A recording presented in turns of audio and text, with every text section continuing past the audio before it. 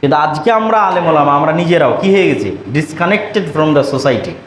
সমাজ থেকে বিচ্ছিন্ন, দেশ থেকে বিচ্ছিন্ন। ঘরের এক কোনায় বসে বই পুস্তক পড়ে গবেষণা করে লেখা অথবা নির্দিষ্ট কোনো মাদ্রাসায় দার্স দেওয়া, এটিকেই আমরা মনে করেছি ইসলাম। কিন্তু সমাজ বিচ্ছিন্ন হয়ে আপনি প্রকৃত নবীর উত্তরসূরি হতে পারবেন না। দেশ ও জাতি বিচ্ছিন্ন হয়ে আপনি প্রকৃত নবীর উত্তরসূরি হতে পারবেন না। কেননা ইসলাম একটা সামগ্রিক দিন। এই সামগ্রিক দিনের সামগ্রিক বিজয় তখনই সম্ভব যখন একজন আলেম এবং একজন দায়ীর সামগ্রিক ইনভলভমেন্ট থাকবে, তার কাছে জ্ঞান থাকবে, জনগণের সাথে উঠা বসা থাকবে, দেশ ও জাতির সাথে সম্পর্ক থাকবে, তাদের দুঃখে তাদের সুখে তাদের সাথে কানেক্টেড থাকবে। তাহলে তাদের মাধ্যমে, আলেমদের মাধ্যমে রাসূল সাল্লাল্লাহু আলাইহি ওয়াসাল্লামের হাত ধরে যেমন সামগ্রিক বিপ্লব সাধিত হয়েছে, ওইরকম সামগ্রিক সামাজিক বলেন, রাষ্ট্রীয় বলেন, বিপ্লব আসবে। অন্যথায় শুধু ইন্ডিভিজুয়ালি আমরা বক্তব্য দিয়ে কিছু মানুষকে হেদায়েত করতে পারি, বই লেখে ইন্ডিভিজুয়ালি কিছু মানুষকে হেদায়েত করতে পারি, পুরো সমাজকে চেঞ্জ করতে পারবো না। পুরো সমাজকে পরিবর্তন করতে হলে আমাদের সমাজের সাথে সম্পর্ক থাকতে হবে। তো যাক, আমরা অন্য একটা আলোচনার মধ্যে ঢুকে গেলাম। তো এই আলোচনার সারমর্মটা কি ছিল? যে এই দিন হচ্ছে জ্ঞানের দিন, শিক্ষার দিন। রাসূলুল্লাহ সাল্লাল্লাহু আলাইহি ওয়াসাল্লাম মানুষের সাথে মিশে প্র্যাকটিক্যালি মানুষকে শিখিয়েছেন। এবং এই দিন দুনিয়া পরিপূর্ণ দুনিয়া বিমুখ সন্ন্যাসবাদ নয়। তাদের রাসূল সাল্লাল্লাহু আলাইহি ওয়াসাল্লাম কখনো বিয়েই করতেন না, কিন্তু তিনি স্বাভাবিক একজন মানুষের মতো পারিবারিক সামাজিক জীবন যাপন করেছেন। তারই ধারাবাহিকতায় আমরা দেখেছি গ্রানাডা, কর্ডোভা এবং বাগদাদের মতো ইসলামের জ্ঞানের স্বর্ণযুগ আমরা অতিক্রম করেছি। তাহলে ইসলাম জ্ঞান বিমুখ নয়। অতএব চলমান যে শিক্ষা ব্যবস্থা আছে, এই শিক্ষা ব্যবস্থায় ইসলাম কোনো অবদান রাখতে পারবে না। ইসলাম অপাঙ্ক্তেয় হয়ে থেকে যাবে, ইসলাম আলোচ্য বিষয়বস্তুর মধ্যে আসবে না, বা ইসলাম ভয় ভীতির কিছু, এটা সম্পূর্ণরূপে ইসলামোফোবিয়া বা ইসলামের নামে প্রোপাগান্ডা। ইসলাম মানুষের জন্য, ইসলাম দেশের জন্য।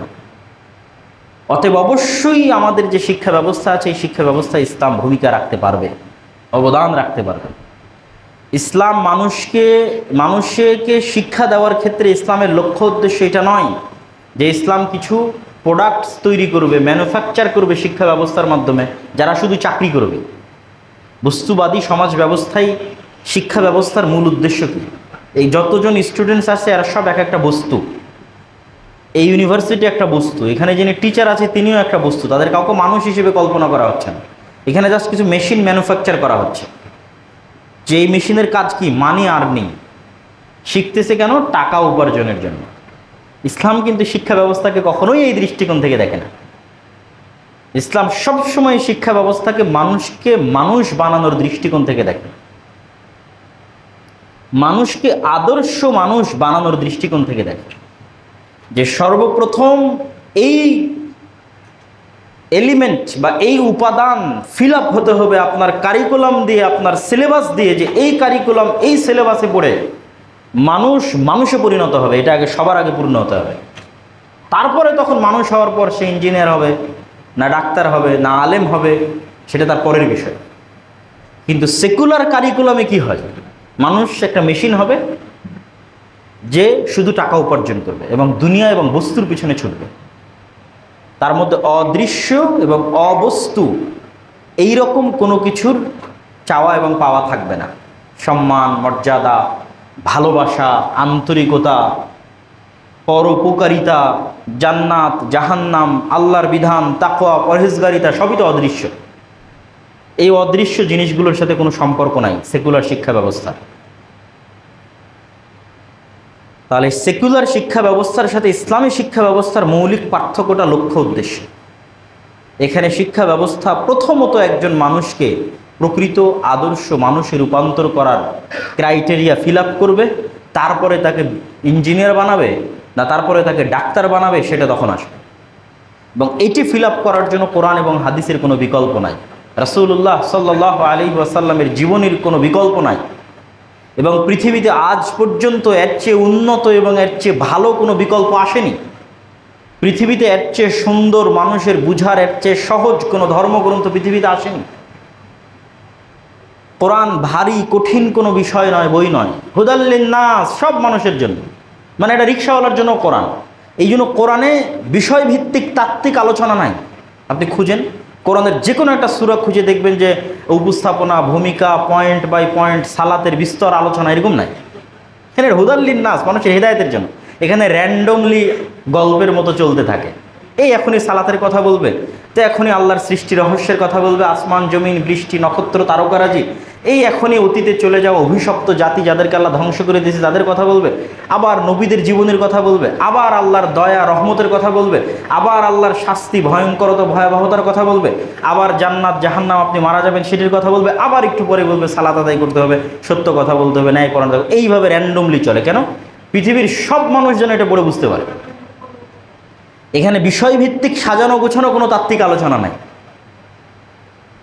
অতএব কোরআন কঠিন কিছু নয়, এবং কোরআনের চাইতে মহৎ এবং ব্যাপক এরকম বিকল্প মানুষকে প্রকৃত আদর্শ মানুষে পরিণত করার আর দ্বিতীয় কোনো গ্রন্থ পৃথিবীতে আসে। তাহলে কেন কোরআনের মতো একটা বিষয়কে আপনি ইসলামোফোবিয়ার নামে, ভয়ের নামে আপনি এটিকে শিক্ষা সিলেবাসের অন্তর্ভুক্ত করবেন না, মুসলমানের সন্তানকে শিখাবেন না? এটাও তো এক প্রকার বৈষম্য। ছাত্ররা যে আন্দোলন করলো, বৈষম্য বিরোধী আন্দোলন, এটা কি বৈষম্য নয়? এটা অবশ্যই বৈষম্য।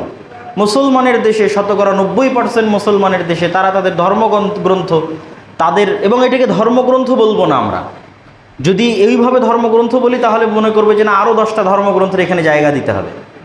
এটা কিন্তু ওই আক্ষরিক অর্থে ধর্মগ্রন্থ না, এটা পৃথিবীর সব মানুষের জন্য এই গ্রন্থ, শুধু মুসলমানদের জন্য না।